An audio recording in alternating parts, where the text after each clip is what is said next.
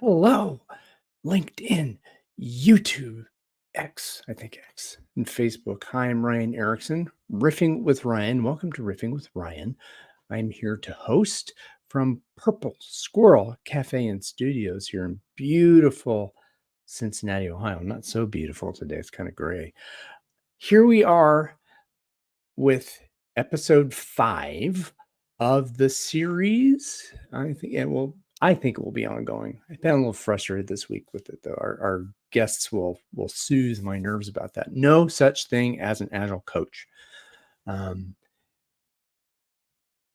a hot topic, and there's a lot of stuff bubbling underneath what appears to be the sheen of my perception of bit of passive aggressive stuff. People throwing things out there, not being terribly precise about who they're criticizing or not.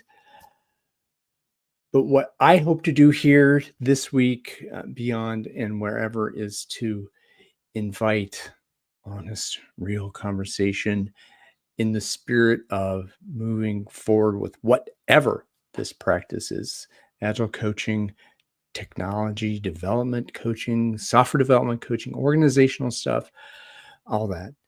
I am so pleased to invite the blessed instigator of this particular hashtag, would be Mr. Marcel Lopez. Hey, Marcel. Hey, how you doing, Ryan? How's it going? It is going, it is here, and I am ready to receive. Now, you are here for the first solo. Hui, who is going to be here, he did want to take the first solo, but I will ask you the opening questions, and then we'll go to it. What's your name? Kind of, we know that. Yeah. And how would you explain what you do in 75 characters or less?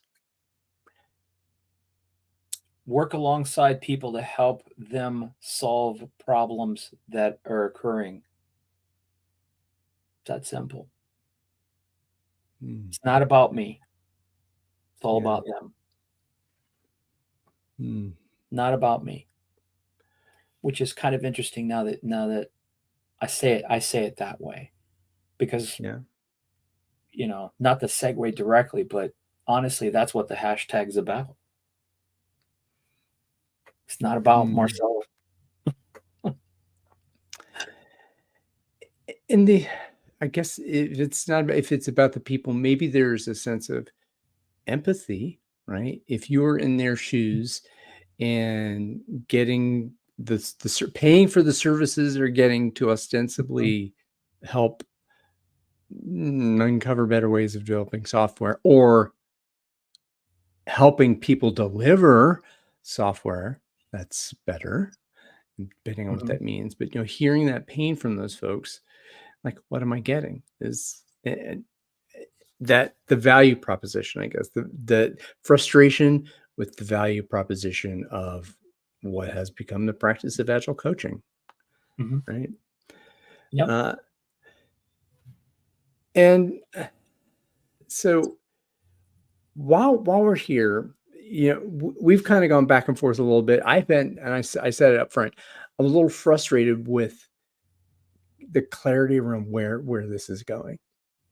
And because I feel like, and we've talked, and I'm not going to go into the private parts of it, but private parts, that there's something bigger here. And like your tagline says below your name, it's all connected, Dirk Gently. And I think the depth of conversation that has been happening in our back channel, that's kind of the core of the thesis of No Such Thing. That conversation has been going so flipping deep and into so many different places and ways.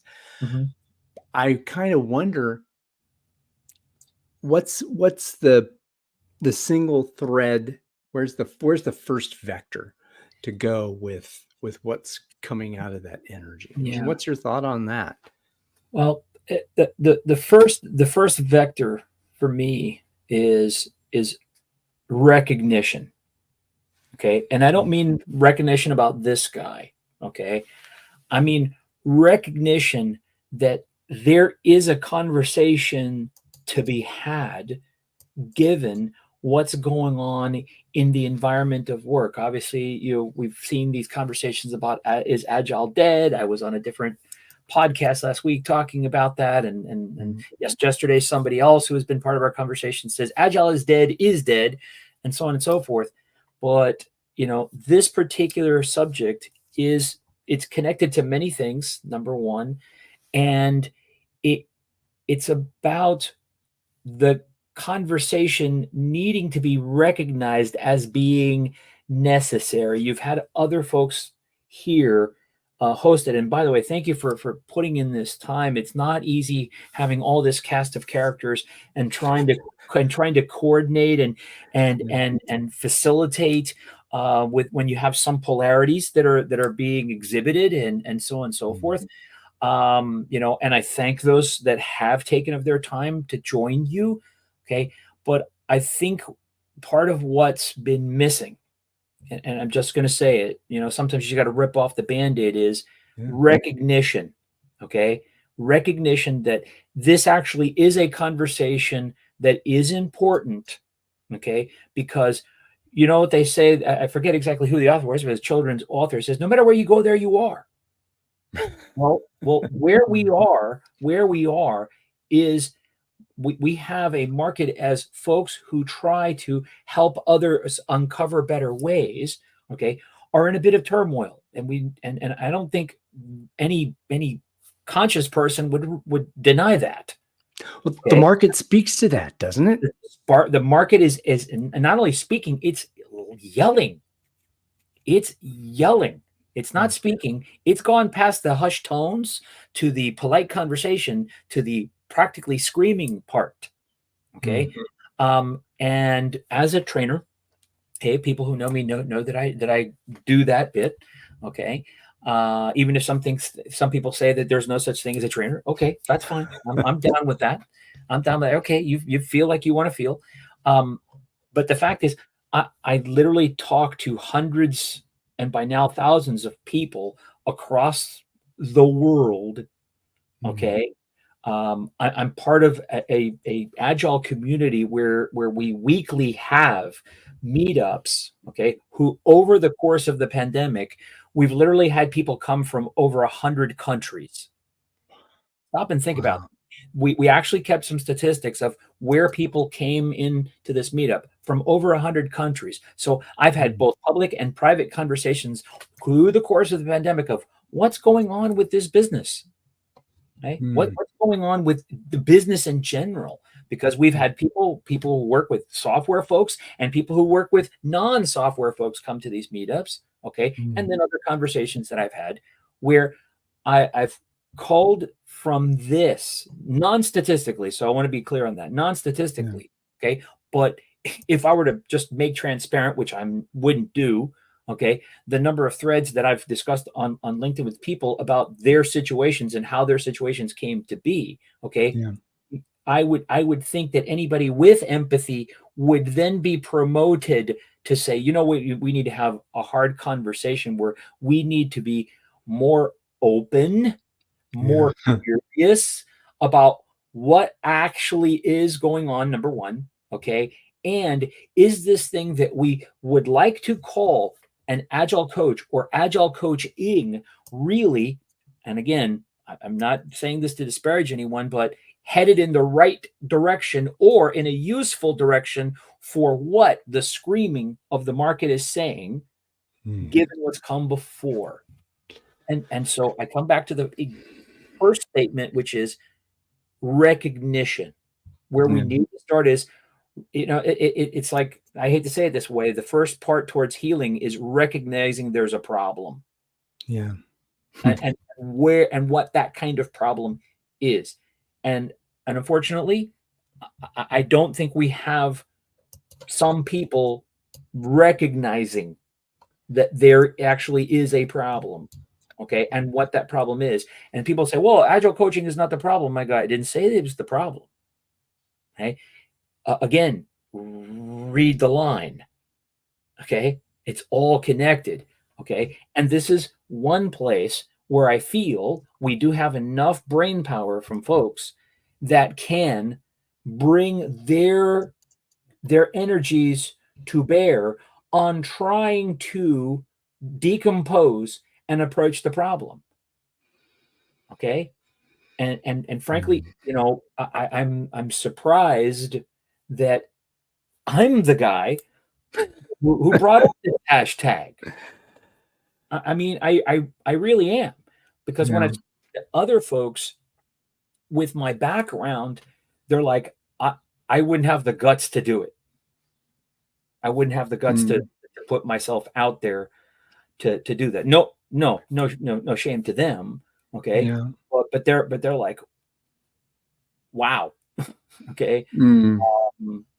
I mean, I guess partially, Latin blood. We've got low filter, low filter, little hair on my tongue. I mean, it's like these conversations, they're not bringing me business. They're Yeah. not they're not bringing me work. Okay. I am not disaffected by this economy for work. Okay. So I'm actually in there with you. Mm. Okay.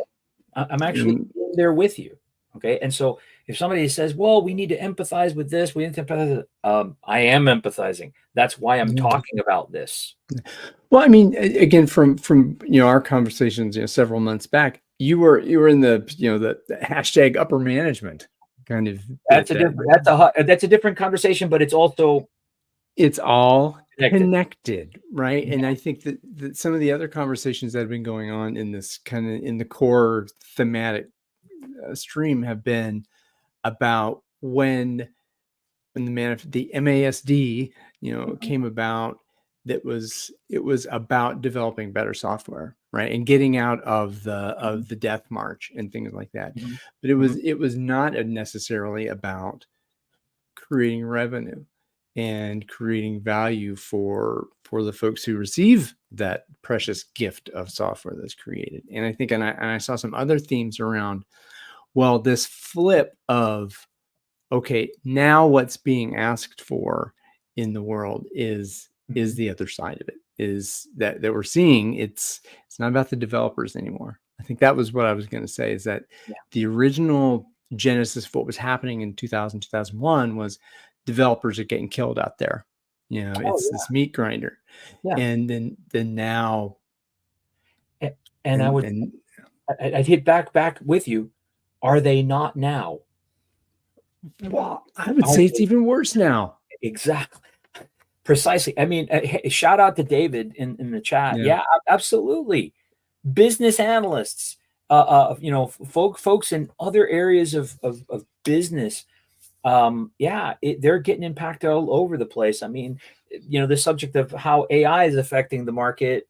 Yeah, but I would throw back that the general trend of what's happening to agile practitioners, okay, was already the wave was already cresting before OpenAI Hmm. flipped the switch.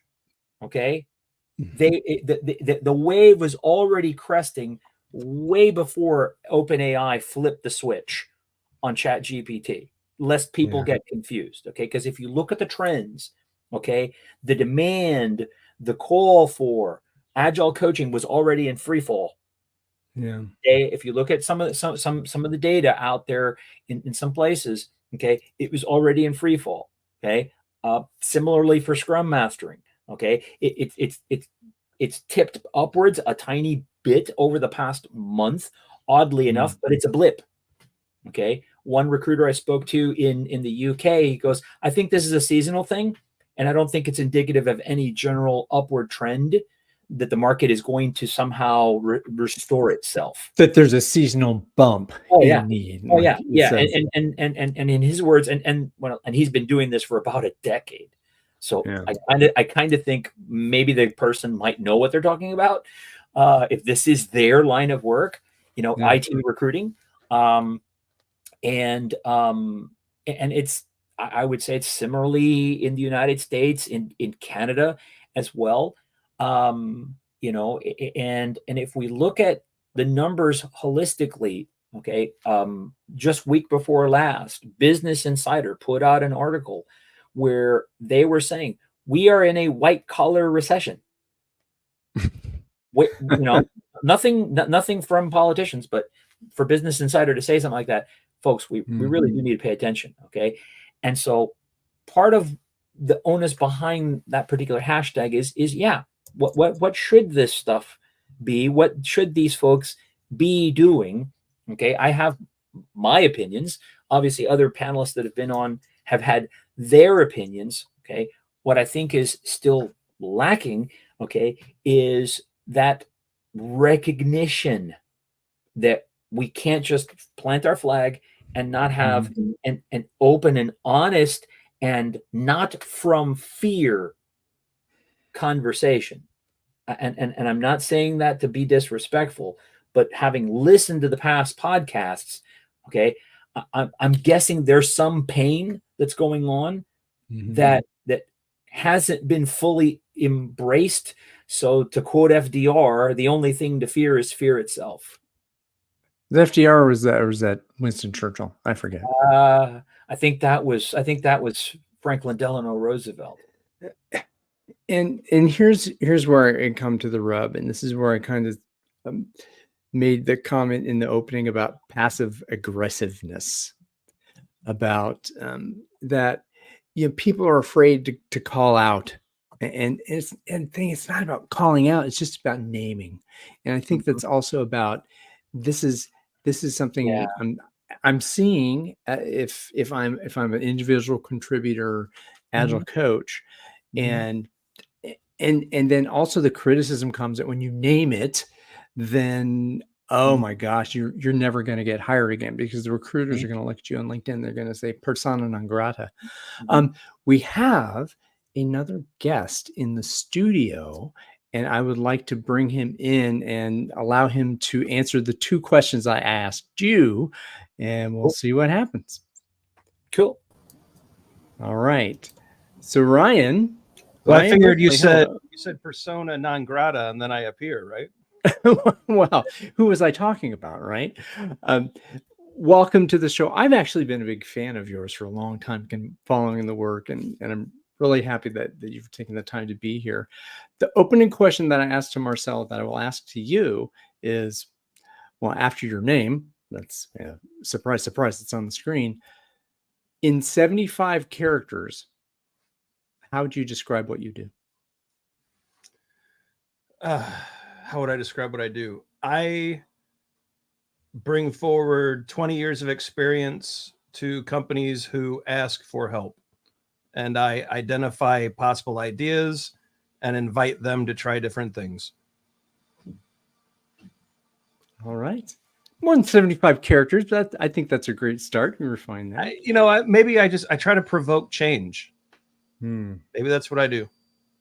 Provoke change. I think that's a great. You got what, 20 characters there? Hey, that's perfect, right? Perfect. Well, let's bring our interlocutor here. Hello, Marcelo. Marcelo and Ryan, have you met? Have we met? Yeah. My only quip is that Ryan forgot to tell me about the cap rule, so I could have brought my poultry cap too. It's like, doggone, dude. We could have been bookends.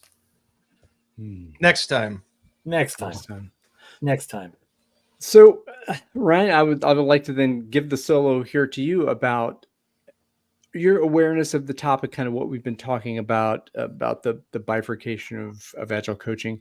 A, are you aware of that? Do you have a question for Marcelo, who's in the room, who kind of brought that up? Or B, do you have an opinion on what this topic is all about? I'm not super aware. Like I'm definitely plugged into many of the LinkedIn controversies. This one is one that I've stayed out of a little bit, but I was curious about it, so I thought I'd join in. But I don't know if Marcelo would kind of tee up what he means by bifurcation of the agile coaching role, and then maybe I would comment, and maybe I might just choose to stay out of it and go back to walking my dog. I don't know. Ain't no shame either way, man. We'd be all good together. Okay. I'm looking at, what I've heard as the evolving need for what kind of agile coaching. And my response to that is you've left fundamental things that are necessary behind. Okay, going back as far as 2003 in discussions about, well, what is to be someone who coaches agile teams. Okay, there was a panel at UPSLA, and in looking at other writings, okay, they clearly spell out that, yeah, sure, great, we want to inspire people, right? Nothing wrong with that. We want to help them find their better selves. Yep, nothing wrong with that. Okay, we want to help them become better team members. Yep, nothing wrong with that. But it seems as though folks have completely shifted into that realm and forgotten certain fundamentals. Okay, and then some folks will say, well, but it needs to evolve. Yeah, you can evolve, but you can't forget the fundamentals, especially if we talk about software development. Okay, number one. And I would say in any work domain, sales, marketing, there's fundamentals towards those work domains. There's practices, there's processes. We may improve them, we may modify those practices, but there's experience in those work domains. Okay, that if we went back to looking at how they were applying it to software, they're saying, hey, someone who's going to coach an agile team in extreme programming should be adept in that work domain. They should be knowledgeable in the sphere of that particular work domain. Okay, and so what I find is that we've left that fundamental concept behind.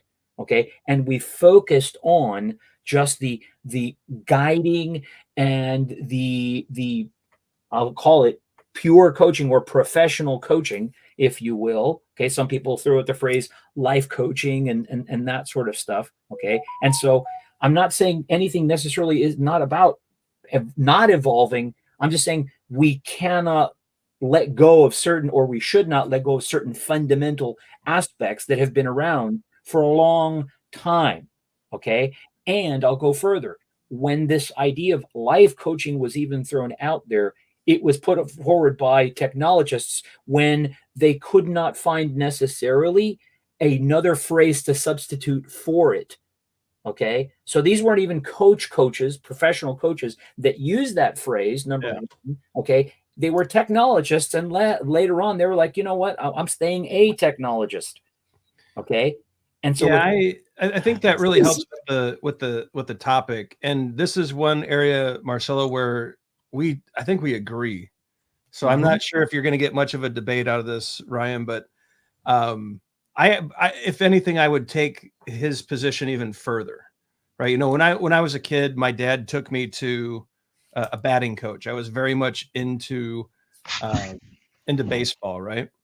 And so I went to this coach, and he didn't just pick any coach. He picked a former Major League Baseball player that coached with the Chicago White Sox, and then opened up a batting center near where we lived. And I got to go work with this person who was an expert at this. It just knew the swing inside and out, knew how to coach it, knew how to do it, had a very successful coaching and Major League Baseball career. So that was impactful. This person, I needed to get the 10,000 reps in to master this skill, but that 10,000 reps also needed to be under the supervision of an expert. People forget the supervision of an expert when they work to get the 10,000 reps in to get good at something. Now let's go back to agile coaching.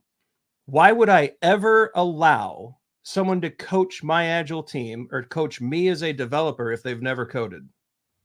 Why would I even listen? Why am I interested in listening to someone who does not know how to deliver, who's never struggled with delivery, and who's never sat in my seat for even a minute? Like, this is my big issue today with what we're seeing with the life coaching and the professional coaching. Those are all awesome skills, and I think they certainly have their place. But if you're working in software development and you're an agile coach for a Scrum, Kanban, agile team that's trying to deliver software and you've never coded, I question what you're doing. I have serious reservation. And I think our whole market's been flooded with the professional coaching side and not enough of former coders who are now helping teams write better code. Oh, wow. I think this is something Hui, who's now here, wants to hop in there. All right. I had you on mute there for a second. Yeah, Hui, do you know Ryan? Yeah, we have exchanged messages in the past, yes, but not okay. like through LinkedIn and Twitter and so on. And okay, in 10 seconds, in 10 seconds, tell someone who hasn't seen you what it is that you do. Right. So I guess you can call me a proverbial, shit stirrer, crap stirrer. Pardon my French. Can we say that on here? It's fine. I'm agile not coach. making money from this. I was a former dev, so I spent 15 years in the trench. I'm also multiple years trained as a professional coach, so I straddle both worlds. And I came up of age back in college where I did what I consider proto agile, right? So all the pair programming, things like that, the pre-agile world, the pre-RUP world. I'm even RUP certified to even admit that, right? All right. So that's kind of the background. Do you want to hop into kind of dig into what Ryan brought in here? Yeah. So what I'm going to say is there's what I'm observing, and I apologize for being late because kind of like the original summary that I wanted to provide everybody is I think you're right, Ryan. There's a sport here, right? There's a sport here. The sport is called product development. The sport is part of the sports. There are sub games within that sport, right? Sure. So coding is one of them. Software design is another. Enterprise architecture. Product delivery. Product management. I would even argue, right? Because if you look at, I think Marcel likes to refer to the agile. What is it? The agile time machine, right? So. Yep. Like there's a time machine because in a way there's a reason why you have this influx of these infidels, right? Well, I don't mean it that way. I just think there's an influx of different skills without the code. I'm not diminishing or disparaging them in any way. They have great skills. No, but they lack the experience. Yep. Yeah. So let me finish here. There's more to this story, right? Because if you look at market demand, there's somebody like me. I'm a freaking purple unicorn. You will never find somebody like me, or it's very hard to find somebody like me that has that breadth of. Am I master of all? Am I master of anyone? No, I'm a jack of all trades. I've always been that. I've always been a generalist, right? So it's the same thing as like when somebody is seeking a technical scrum master with technical experience. Very hard to find. Because why? The technical side already requires a ton of investment to even get there, right? And there were periods of times where like there was a vacuum, and the certification field commoditized the certifications, attempting to address that need. And I think it's fair. I think I agree with you. It's not all bad. There's a lot of bad cases too. But I think I think part of the problem, what I observe in all the prior conversations, is there's a confusion as to what is effective, what is good, right? Because like for me, the prime example is I could kick ass at CI/CD. I could do TDD, automated testing. I could do design thinking, maybe even then. But if the business isn't viable, it's all a Pyrrhic victory. If I can't sell, if it's not sustainable, it's a Pyrrhic victory, right? And there's also like blind spots and dangers that even the agile world, like if you're not careful, you don't pay attention to some of your due diligence work, like maintaining documentation, or that could kill you too, right? Like I'll call on Kyle, Kyle Arite. Like he likes to bring up this idea of maintainability and sustainability, because we don't want to design ourselves into a corner either, right? Because then I'm the term defuturing is growing on me, like the Tony Fry concept, that with every choice we make, we defuture ourselves, we remove options. So I think we all agree technical excellence is essential, right? Yeah, sure. But at the same time, I think in defense of, say, the non-techie agilists, there's a role to play, because I think the moment that you start to talk about when you bring in the phrase, and there's some truth to it, there's some lack of truth to it. When you bring in the phrase, all problems are people problems, right? And when you talk about, when you bring into levels of competency, sometimes the solution is so simple and so obvious that just common sense will solve it, right? Like, connect these two dots and the problem goes away. And sometimes it requires deep knowledge. I think you would agree that things fall short when the coach doesn't understand the sport that they're coaching, right? So it's fine. It's like, think about Ted Lasso. Unless you're Ted Lasso, and somehow Right. it all works out. Right? Yeah. But see, here's the difference. Like, why is Ted Lasso is a fictional character, and why Ted Lasso, that metaphor, works is because if you look at a team, generally a team drill their sport. You drill, you dribble, you do all these things. All those practices are practiced. They're embodied. The players know them, and therefore, like, somebody as a coach can step in and deal with the stuckness of, like, people making.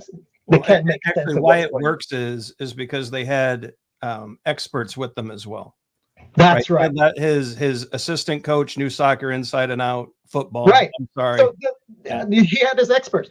But see, here's the problem with agile coaching, and this is, to me, we need to stop with the metaphors, and we need to slow down on the parallels to other things. Mm-hmm. I want to say is, let's be honest about what we do and treat it as its own thing. It is not like any other sport. So, for instance, give me another minute on here, right? Because this is what I want to portray. Is it's sort of like James Carse wrote a book called Finite and Infinite Games, right? What's the difference between a finite game and an infinite game? Finite games are like sports. There's rules to the game. The rules are agreed upon by everybody, and there's a clear end to the game. And when you end the game, there's a winner, and you walk away with the trophy, some sort of reward or a title or something like that, right? And then infinite games are a different type of game. The infinite player plays as long as they can. There is no winning condition. There's only a losing condition when you can't play anymore, right? You keep playing until you can't play anymore. And part of the game is to actually play the rules, to change the rules as you play. Think of it as a meta game of, what's that card game? I know people think of it, Flux. Flux, you keep playing the rules until the game ends, because somebody wanted to hit the winning condition and the game is over, right? Agile coaching is sort of like, even business is an infinite game. Your job is to survive as long as you can. Mm-hmm. Now, where the infinite game plays differently is the infinite player tries to improve the level of play, because the better the game gets, the longer you get to play it. Mm-hmm. However, and then there's a difference between a finite player and an infinite player. An infinite player is like a sport. Like, I win my cup, the season's over, I get the title. With the infinite, a finite player does not play infinite games because everything is definitive, right? Mm-hmm. With an infinite player, you may have finite games within the infinite game, mm-hmm. right? So what I'm saying is, we are playing multiple sports. Mm-hmm. As agile coaches, right? Yep, and that's why I use the phrase work domains. When I talk about what you're coaching, I don't just talk software development. Although Ryan and I agree, okay. Mm-hmm. If you're coaching a software development team, all right, you should have some clear understanding of how that work domain works. You don't have to be the great "I got skills, yo" developer. Okay, but you should have some understanding of what that is. Okay, before the show, I was telling Ryan about a past Scrum Mastering student that came in as a teacher. Okay, and I suggested to her, say, if you want to be better, always look for things that you could help them in understanding where their brains work, where they live. Okay. And she asked me, what do you mean by that? And I go to Pluralsight, take a class on using, I'm going to say it. Sorry, Ryan. Sorry, Jira. So you understand some of the tools out there. I don't mean to trigger anybody. It is what it is. Take a class on Jenkins, learn what it is, okay? Learn what the developers are going to use it for, okay? I'm not saying go out there and become a programmer, but understand the work domain so that you can be util to them, okay? So that you can be that person who can help them become better, okay? But you must not just empathize with their situation, you must be there with them in some substantive way. Right. Okay. And I use the words work domain to extrapolate from just software development into other domains, because if you look at the history page of the MASD, okay, if you look at history.html on that website, okay, they were talking about clearly thinking about where the problems were, okay, and they weren't just talking about software development problems. They were talking about the broader business problems, okay, and I'll use the phrase, trying to get away from Dilbert-esque organizations, okay? Those two words were in there. So they're talking about business problems. Sorry about that, Ryan. I ranted there for a little bit. No, I've got the Dilbert boss behind me as a reminder. He's always over my shoulder. The finite and infinite game theory and all of that is interesting. But I would even say the metaphors still work. Yeah, a baseball season ends, but a professional is always improving. They are working 24/7 year round on minute foot placement, wrist placement, bat head speed. It's a continual process. What I love about Scrum is that Scrum took an infinite, you're right. I don't know if it's an infinite game. It's a very long game for a business. Scrum basically said, we're going to make it finite. We have a product goal and a sprint goal, and that is the winning condition. That's right. And so that's what we're coaching towards. That's right. Right. So I would even argue that Scrum, XP, pick your framework. In a way, like when you say there's a time box, there's a rules to win that period, like in hockey, like you play in periods, quarters, there's right? rules to win product, though. Yeah, exactly. And there's rules to win, and you keep playing the same game over and over again, and you play season by season by season, right? Now, when you enter the agile coaching arena, that is, I think, in a way, I'm beginning to feel that it's a sport that is unlike any other. I think we're not special. I really reject those notions. So hold on a second. I've heard this for 20 years, where software development's unlike anything else. Agile coaching is unlike anything else, and I don't think we're that special. I don't think we deserve special rules. I disagree. This is the only thing where I can make a change. I can write thousands and thousands and thousands of lines of code, turn it around, and either reuse it at a touch of a button or throw it away and not cost anything at times, or cost something dramatically. There's nothing quite like it. I can't disagree with you more. Recursion is a huge difference, right? Recursion is a huge difference and a force multiplier, right? That's not a unique agile coaching concept. I'm talking about software digital revolution. I'm talking about software development. It's unlike anything we've seen before. Okay, Ryan, please. Yeah, I think there are aspects of the digital revolution that still have hints of the industrial revolution. I don't think anything is ever unique. There's nothing new under the sun. We've managed to reimagine work, right? But I don't think we deserve this moniker of special. We still have look, whether I'm building cars on a Toyota production line, whether I'm writing software, whether I'm a surgeon at Johns Hopkins, there are levels of professionalism that are expected. There are boundaries and constraints that are in place. There are goals that we're trying to achieve. The medium has certainly changed, right? It used to be spoken word, to papyrus, to bound books, to digital, to radio, to television, to streaming, to internet. I'm sure Elon Musk is working on ways to beam stuff. The medium has changed. But however, I disagree. Because in a sense, software is an emergent practice, is a creative emergent practice that every line of code is designed. I am not Every brush when I was a stroke is dev- designed when to let me evoke an finish. emotion. When I was a dev, it wasn't like I'm a bricklayer. It wasn't laying one brick at a time and building a wall. No, I had to design every step of the way, and I can easily turn around and we can refactor without little cost and make it. You can't do that to a building without incurring massive costs. Well, but that's the digital. That's the special part of the digital revolution. But that's what makes us different, because the thing is, and then when you start There's to a talk about difference. agile coaching, it depends on what level game are you playing. But it depends on. There's a difference between the word different and special. And no one's debating that digital is different than brick and mortar. Literally. Okay, from this so thing.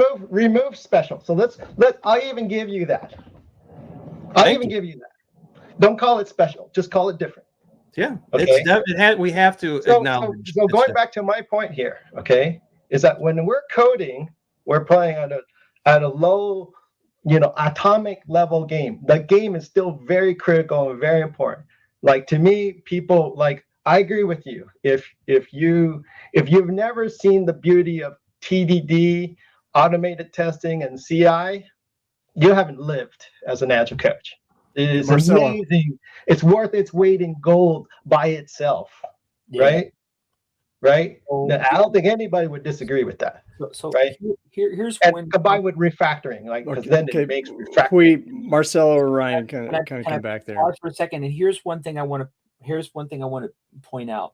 Okay, right there, and this is for you, Ryan. Okay, one thing that sets this conversation apart from some of the past episodes that we've had is you just saw the exchange. I was in the backstage for a little bit, so I got to just hang and watch. Okay, the exchange between Ryan and Hui.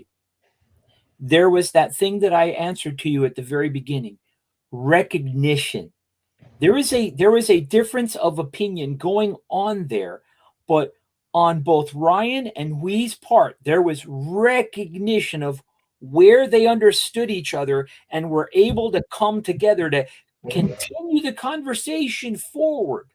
Okay, and this is why, and I make this call out to past participants of this podcast. This is what we need to start with, folks.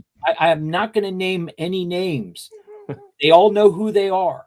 But this is where I ask you to come back and start with understanding that we need to come to some recognition. Something is going on.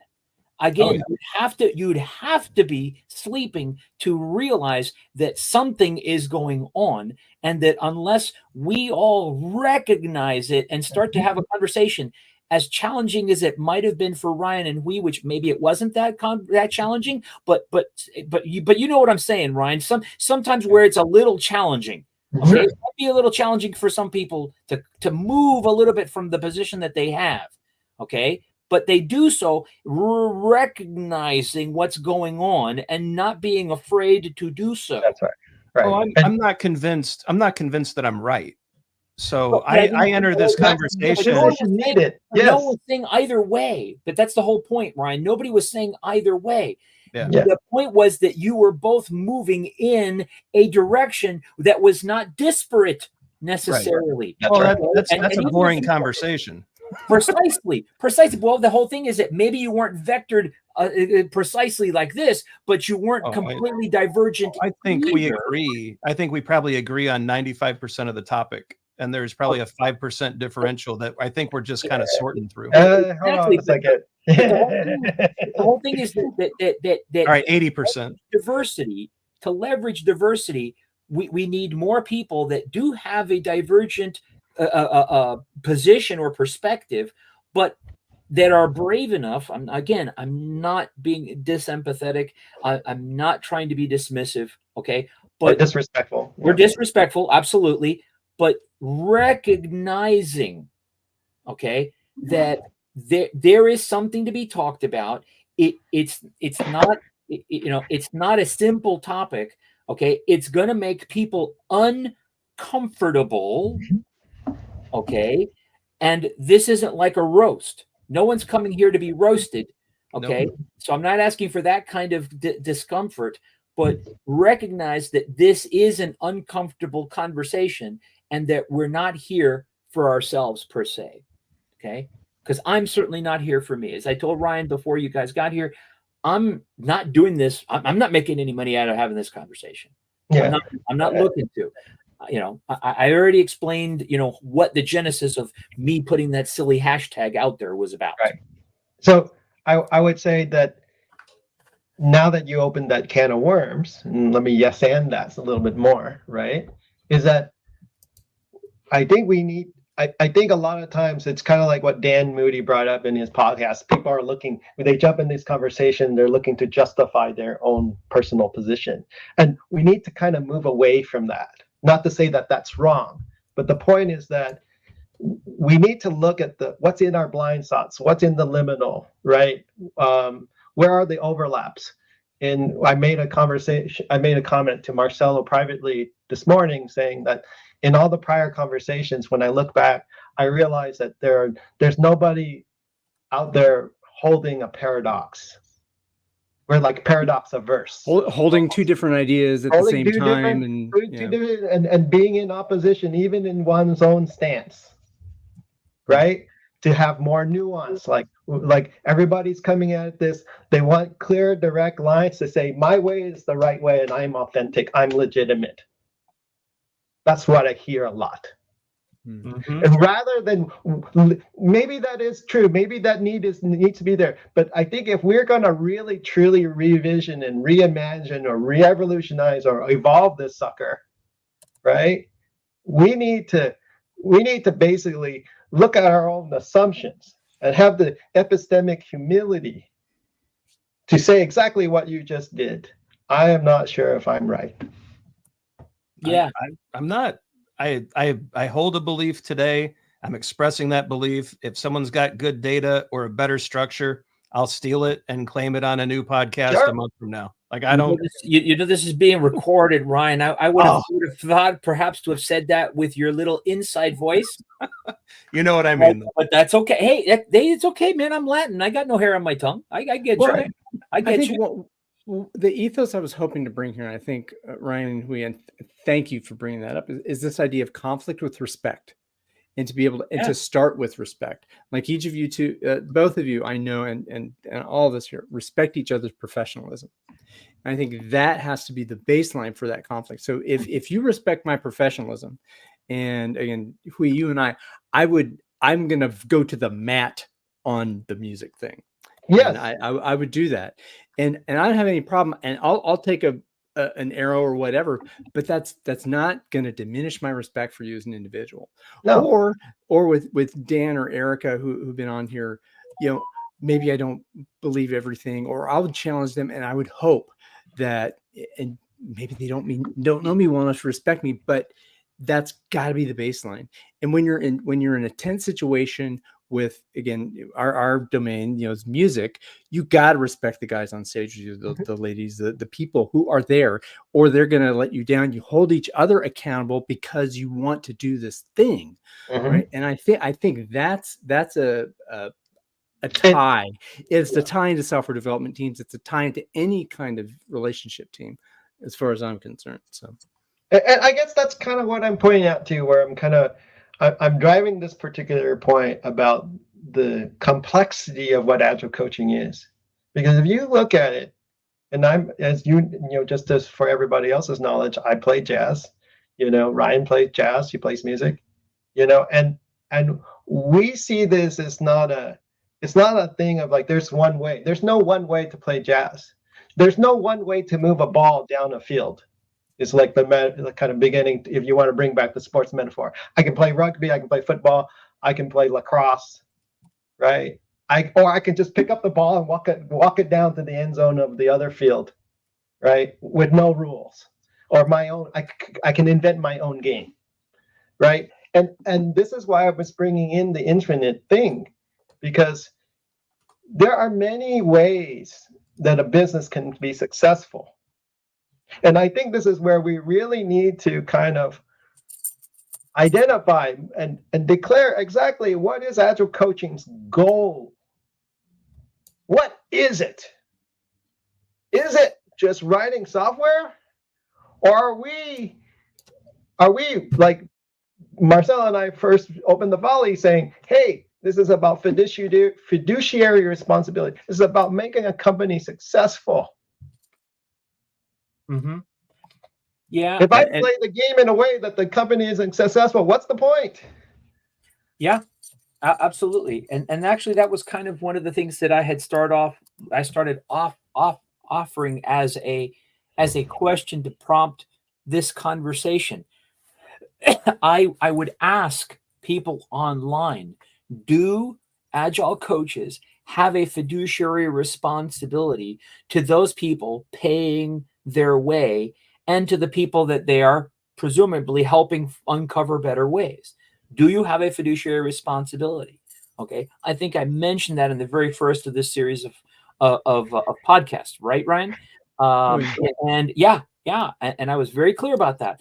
Now ask me how many years I've been posing that question to some of our coaching leadership folks. The answer is years. Okay. Some people whose names have been brought up in this or past podcasts, some people who you just by the mere mention of their name, you would know who they are and what things they had published.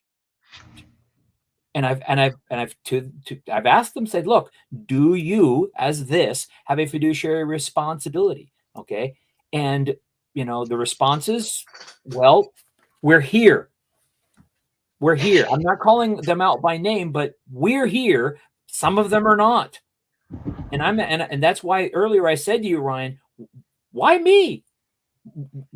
Of all people, why am I the one, bringing up this subject? I explained why. It's because I talk to people. Okay.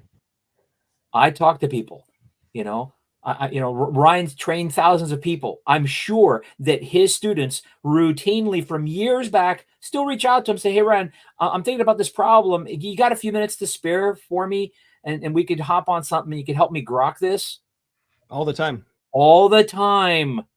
All the time, Ryan. All the time. Okay. And this became a recurring theme. I just, I hear about the complexity, and I'm certainly sympathetic to the complexity. Part of what I've tried to do, whether it's through writing, through podcasts, through videos, is to simplify the problem. I'm a big fan of simple things. I'm not a fan of complex things. And I worry that agile coaching has almost been romanticized to the point of overly complex. The goal of an agile coach should be to deliver. Yes. And I actually think agile coach is the wrong moniker, the wrong name. Yes. It really should be agile consultant.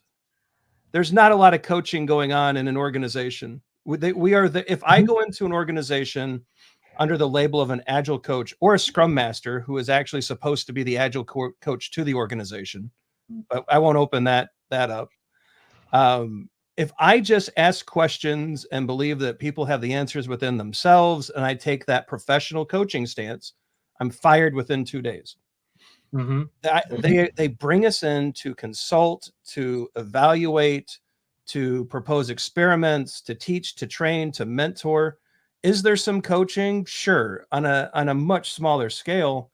And so I say, why get so romantic about that aspect of it? Simplify the problem. You're there to consult. You're there to consult on delivery, and you're there and that's how companies win. Delivery is a vehicle to value. Value is a mechanism to generate return. That's why we're there. And anything more than that, and I think we're kind of starting to make things up.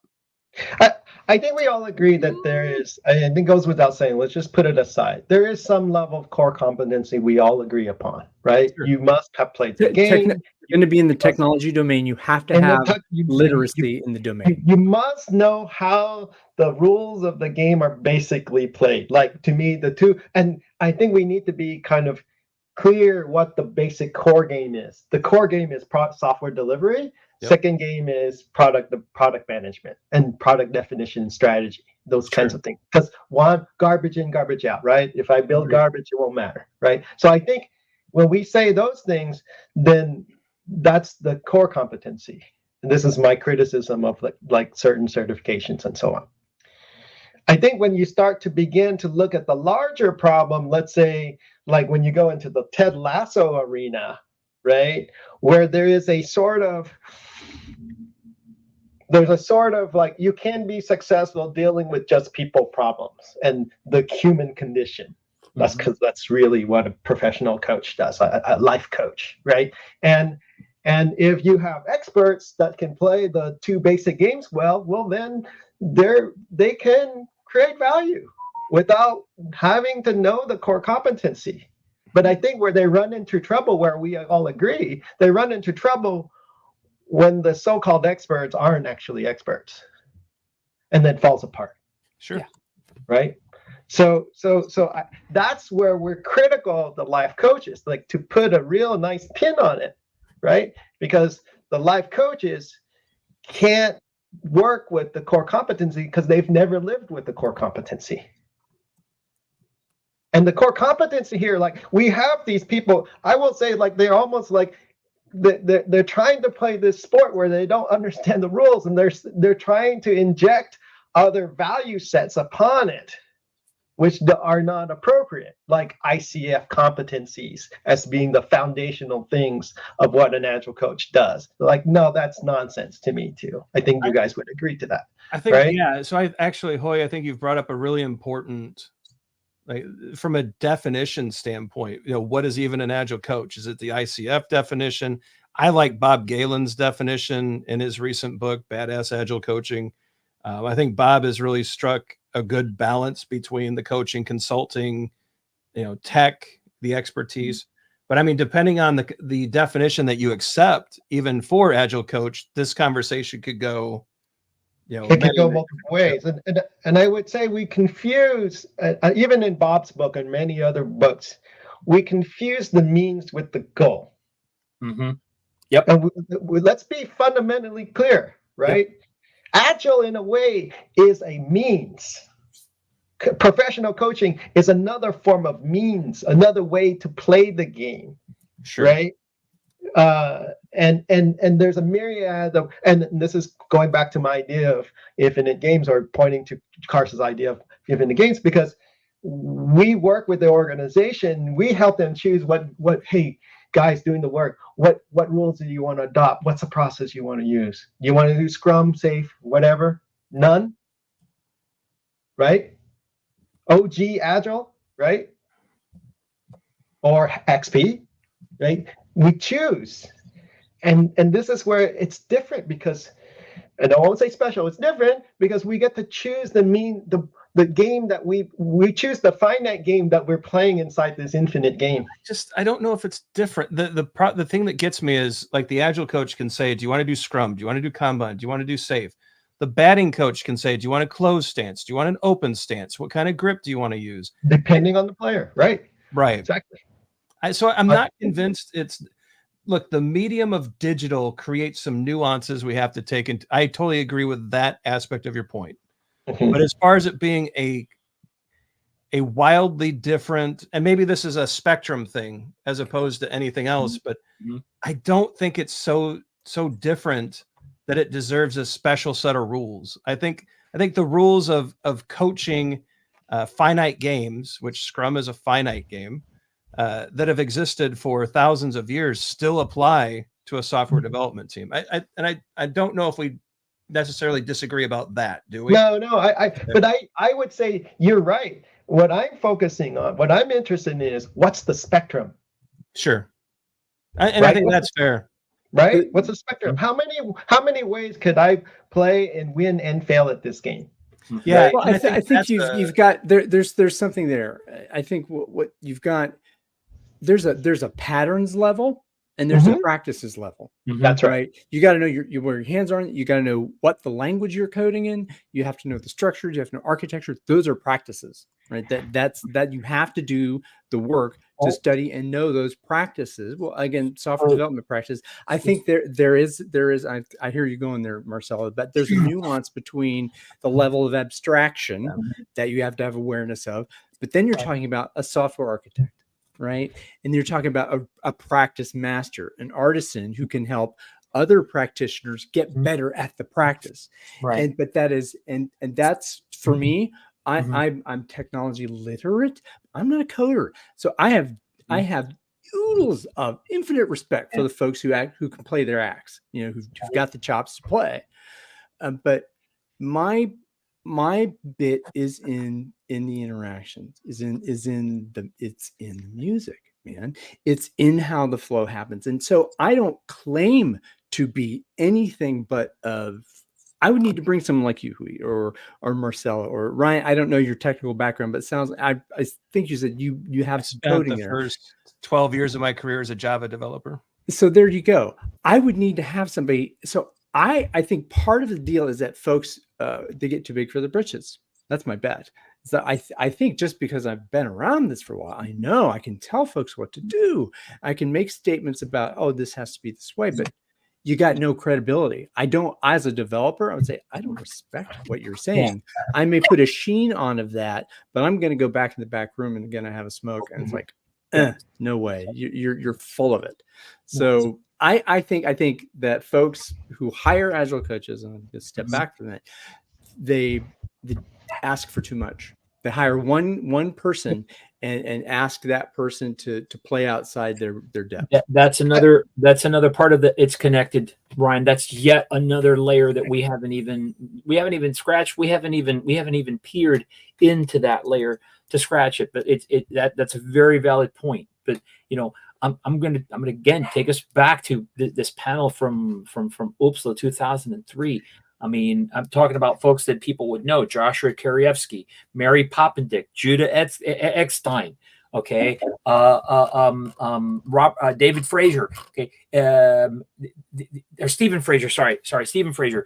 Okay, these folks that were around software development for a very, very long time, and even in that panel, okay, they talked about this spectrum, but they were talking a very broad and well-rounded person. Yes, they were talking about people skills, okay, but they were also all fundamentally talking about, these people have to have some experience in this particular work domain where they're working with these other individuals, okay. All six of these people, okay, echoed that same general sentiment. Okay.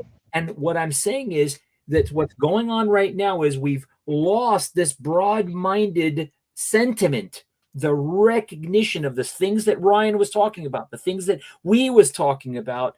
We've lost that sense of this is who we could be, who we should be, who we perhaps ought to be.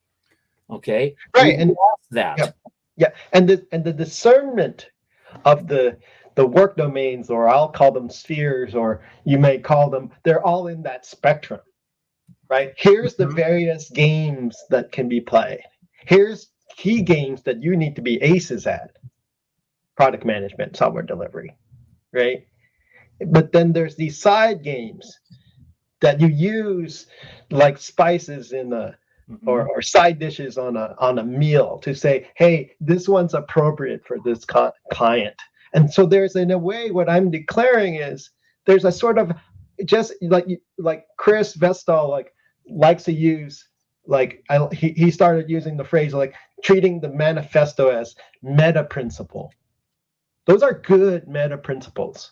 And in a way, Agile Coach can be playing, it depends on what level you play, but it becomes this meta game, right? Because, hey, what am I doing, the organization level? Am I doing the leadership level? Am I doing an overlap between product and leadership, right? Am I doing change management? Am I doing lean stuff out in the contact center? Somebody put a comment like, hey, I did it with healthcare people. It had nothing to do with product. Had nothing to do with they use the meta principle. They use it in, for instance, John Miller, ASAP, doing it in education. Right? So there's meta principle that you can apply if you're going to be operating in a technology company. Well, hell yeah, you better know that domain, that work domain really well. But the ability to ones, hey, it's meta principle, right? The ability to be a chef, though, I think the metaphors help. The ability to know the recipes and then the ability to step away from them requires years of actual work. Mhm. And I think, Yep. you know, Agree. Marcel, Agree. and I think you keep talking about the things that have gotten away. It's the years of work. I saw a LinkedIn post yesterday of a person who wanted to spend like a year as a scrum master and then come back as a consultant to do the entire company's agile transformation to make so much more money. And I'm just sitting there going, That Okay, now wait a minute. Now pause for a we're- second. we Pause all for a agree second. that's delusional. Yeah, You know. yes, but okay, yes, but there. I mean, I'm going to take a little hit. There are folks that get training that, regardless of anything that Ryan and I might tell them in the class, say, "Look, you got to get your hands dirty." Okay, they're still going to walk away carrying that mindset, and that's Well, fine. Like but it's becoming more common. So what's happening is people look at I think they look at individuals in the space and they say, I want to do that. Mm-hmm. But I don't want to do the work that they had to do to get to there. In jazz, we call it paying your dues. Sure. Paying your dues. So I don't right? want it to sound like you gotta master your craft. I don't right? want it to sound like gatekeeping. Yeah, But it's not gatekeeping, well, but right? here's the thing, Ryan. Right. Some people, no matter what we tell them, are going to call us that. They're going to say Marcelo's gatekeeping, Ryan's gatekeeping, we's gatekeeping. Heck, Ryan is going to gatekeep. Okay, they're going to use that straw man. Okay, as protection, and that's why I say, going back to the very beginning, we need to recognize some of these things, come to accept it's happening. Okay, for better, for worse, it's already happened. Okay, what can we come together to do to start helping ameliorate what impacts already have happened in the business? Yeah, Okay. but in the music world, gatekeeping dies very fast. Why? Because you run into a virtuoso who was born at 12 years old. Joey Alexander, pianist, 10 years old, is crushing it and playing it with top tier musicians, right? There's always gonna be that outlier. Gatekeeping is a fool's errand. So I agree. Regardless of what happens, though, I would argue the bottom line is always the market will shake out the weak hands. Show your chops. That's where I was kind of. If you're going to get on stage, you got to show your chops. The market will actually solve this problem. It will probably take longer than we'd like it to actually sort it out. Yep. And that's what's literally what's happening right now, right? The market is now, we're in a down cycle. I don't think Agile is dying or going away because there's no viable alternative right now, right? But the thing is, like, all the weak hands are getting shaken out now. All the players that don't have their core competencies down are that can't show value. I do think some companies cut a little deep and some really good people are floating out there right now. So I want to temper that a little bit. Sure. And it's not absolute, right? Because you're going to get, even in music, you always have the out of work, like, legend who's living in poverty, right? The Jaco Pastorius story. Yeah. Yeah. Right. So, but in general, like the tenacious, the skilled, I think we need to bring in concepts like Hubert Dreyfus. It's like skillful coping, right? Skillful coping means I can cope with unknown and foreign situations well because I paid my dues and I can adapt to different situations. Okay, so I'm gonna pop something else out here. Maybe this is conversation 3 or conversation 4, but I will assume that there are enough Agile coaches who have called themselves that, or whatever the hell you want to put whatever name you want to put to this discipline of helping Agile software development teams deliver better software. There is a discipline out there of folks who are done with Agile coaches and don't give two craps about them. That's the product managers. Good. And so I think that group of folks to bring a voice and say, hey, this is what we think of from an engineering perspective, and that we don't want to sit in another tower across from you. We as engineers and engineering teams, it is critical that we have a real legitimate, respectable voice of customer or voice of product, like a chief engineer, the Toyota chief engineer, perfect example. That those are the folks that we need, I think, ought to be starting to come into this conversation, the Cutlers and the generous, Marty Kagan, or the folks busy. Well, I would imagine there's at least someone out there with enough jack in their pocket to be able to come in and engage in a conversation. Well, so what's interesting about that whole line is that I think it's the product people are right to be kind of pushing back, going, I don't know if I'm going to accept coaching from you. Like, why would they listen to an agile coach when you have people like Melissa Perry out there available and ready to coach? She's excellent. She's actually lived the life. She's a wonderful product person. That's right. Right. And so what's interesting is the shift. I mean, we've identified maybe the talent or skill depletion that's happening, but I also think there's a significant shift to where product will be running companies as opposed to tech. If that shift hasn't already started, I'd imagine it's in process. And so that shift is going to be interesting as product takes over, and these experts like Melissa Perry, John Cutler, Marty Kagan, I'm sure there's a whole score of them that I'm not thinking about. As that type of thinking becomes more prominent, that is the new generation or new set of coaches that I think really start getting more influence in organizations. And I shouldn't even say coach. They're going to consult on product. Here's how you run a product organization. Here's how you do. Here's how discovery works. Here's how validation works. It's why Todd and I are really big on evidence-based management, right? We're trying to be data informed on product aspects. And I think this is part of this shift we're seeing, right? That it's at least a portion of it. So let me respond to that. So I think there's two aspects. Like, there's all these stances related to agile coaching and everything. I think they're insufficient. There are other stances needing to be mastered as well. Selling, influencing, relating, right? You have to be able to sell change at times. That's what I like.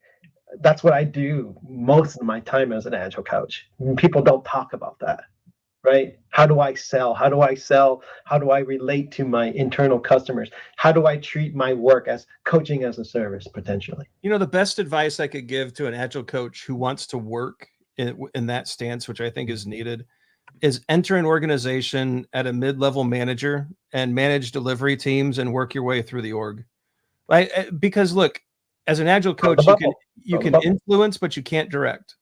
That's right. And as a middle manager or even into that upper management echelon, you get the influence needed to do the thing you're talking about. So go do some work. It's funny. Right. And that's hold on a second. Let me point out this one paradox. There's a paradox right there. Yep. To do and make results and have value without actual positional authority. Yep. That's a paradox. Yep. Explicit mission permission is how I've described it. And it's kind of funny how the universe works, because before this, I was actually looking at some of the material that I've been using to build this time machine. And as far back as 2014, there's one paper written by some researchers in Italy that were already detailing that when somebody hires this thing called an agile coach, that management must do what you just said.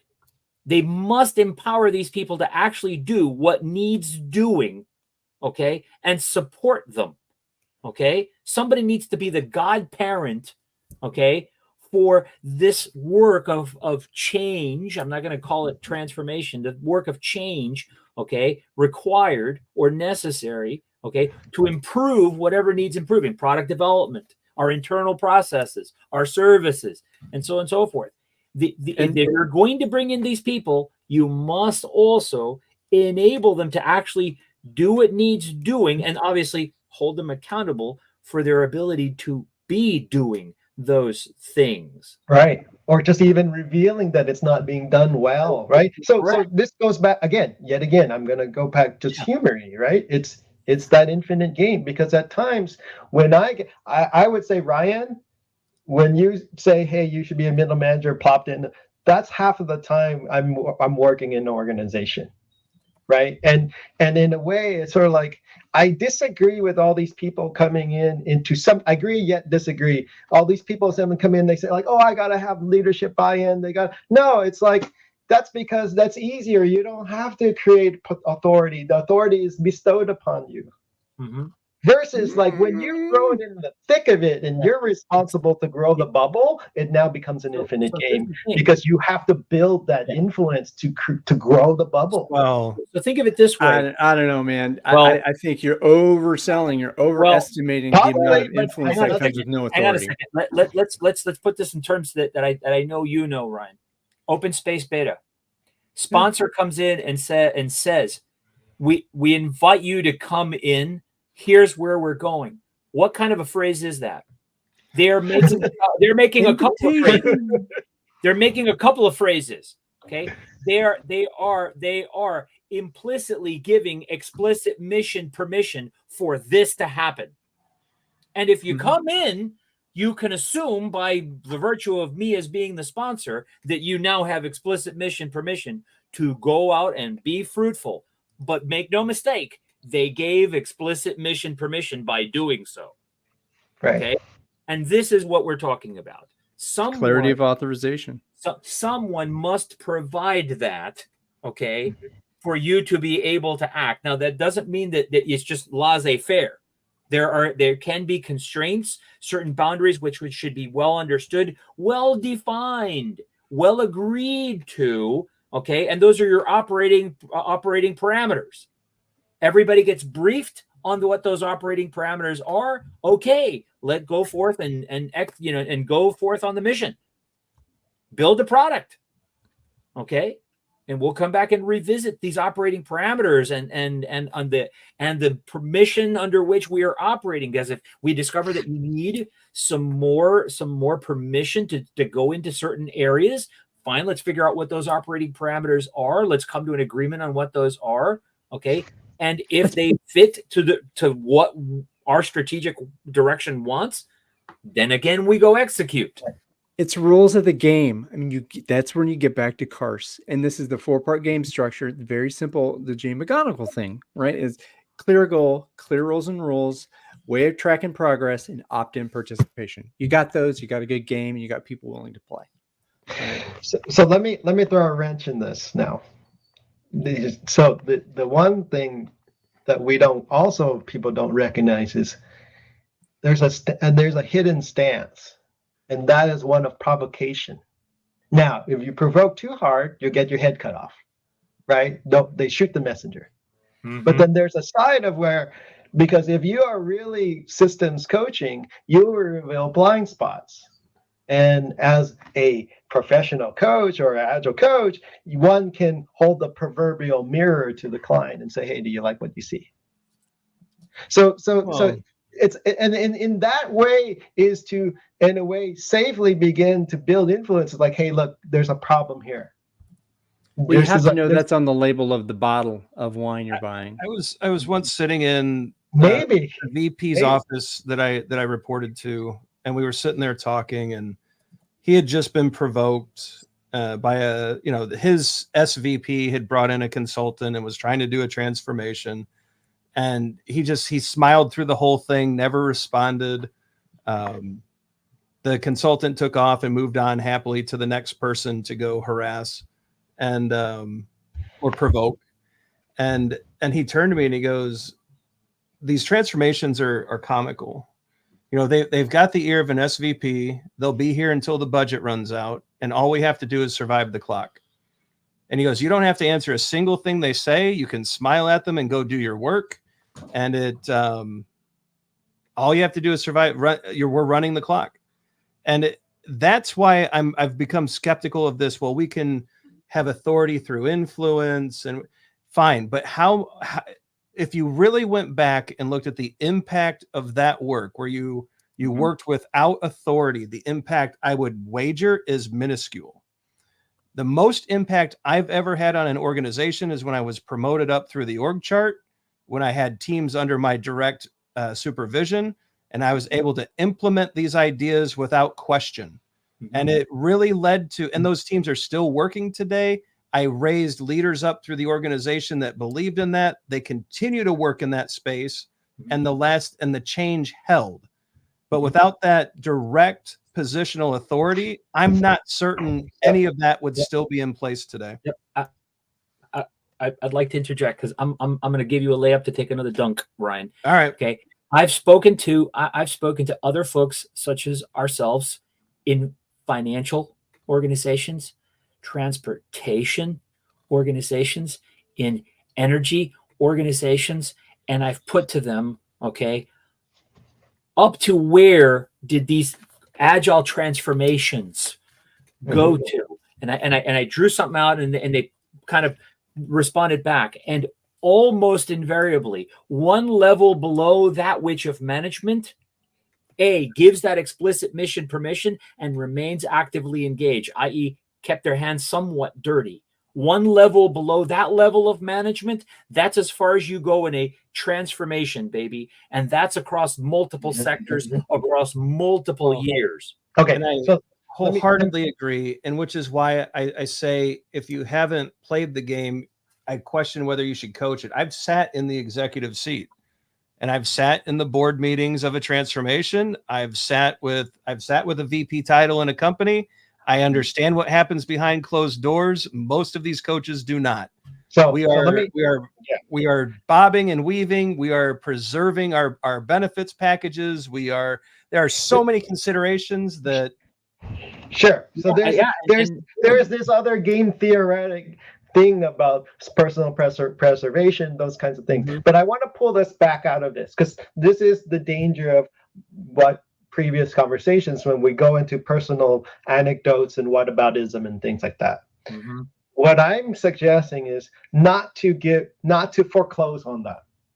What I'm saying is, if that isn't working, then let's go look at all the failure modes.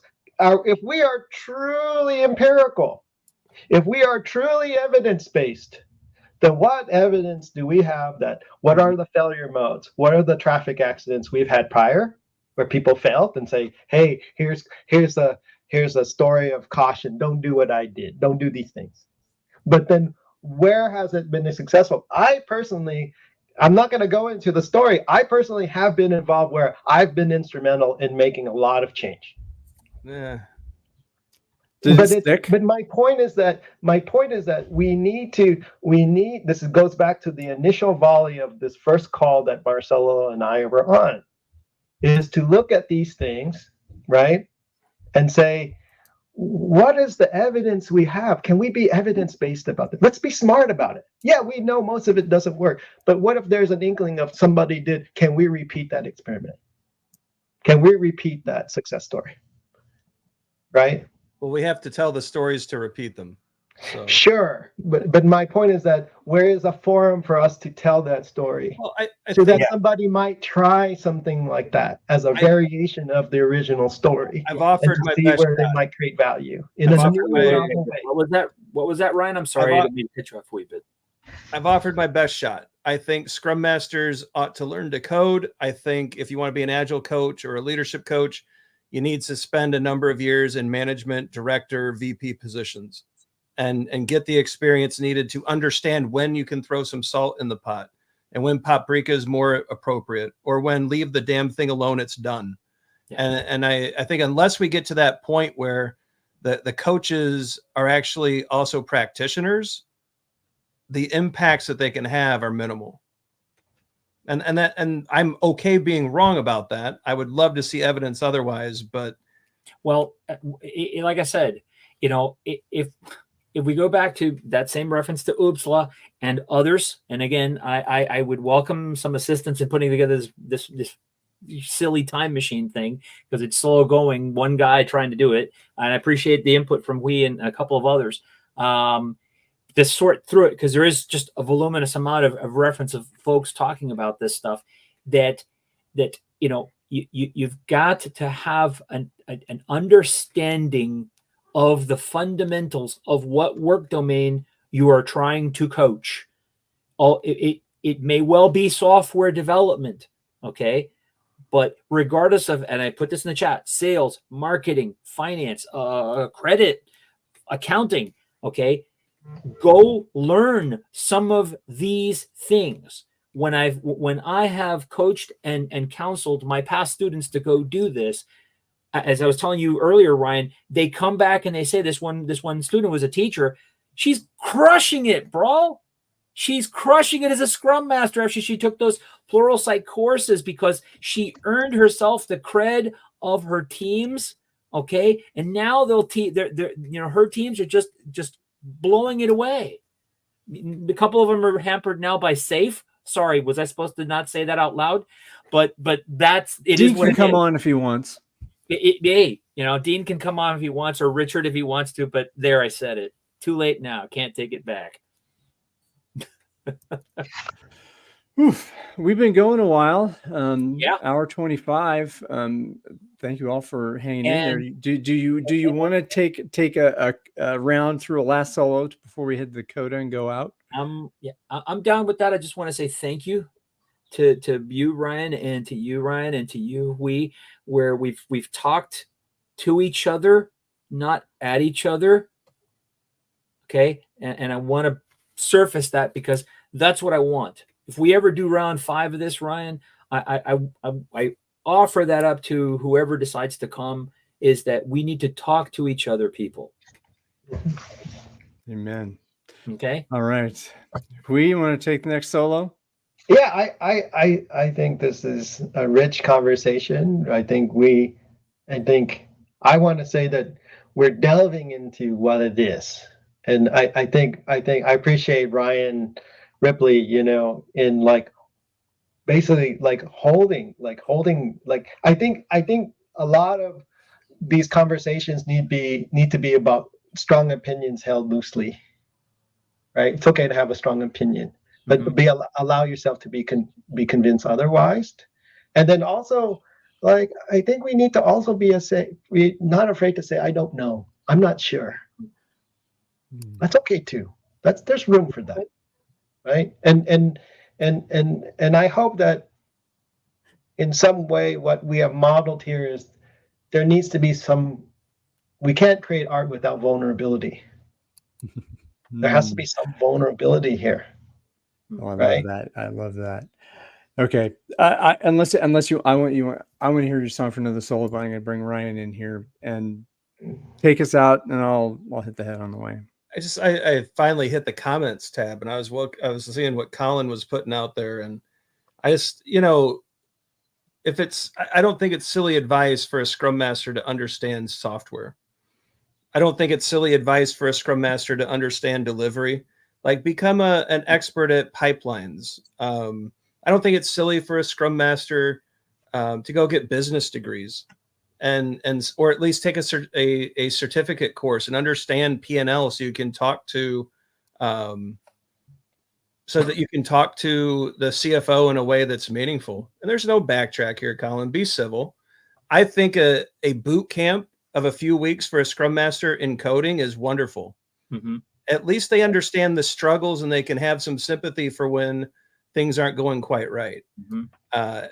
Absent of that, if you're just there and you don't have experience in the thing you're trying to coach, I'm not saying it to be rude or to be confrontational. I'm saying it because I think Scrum Masters who don't have experience in coding, delivery, are at risk. I think from a spreadsheet corporate perspective, it's an easy cut. I think they should learn to code. It doesn't mean they should become coders, Colin. I've struck a chord with this gentleman, and I did not mean to. I'm simply trying to say Scrum Master was changed by Ken Schwaber in 2017 to an accountability, not a role. And there's a significant shift there, right? Significant shift.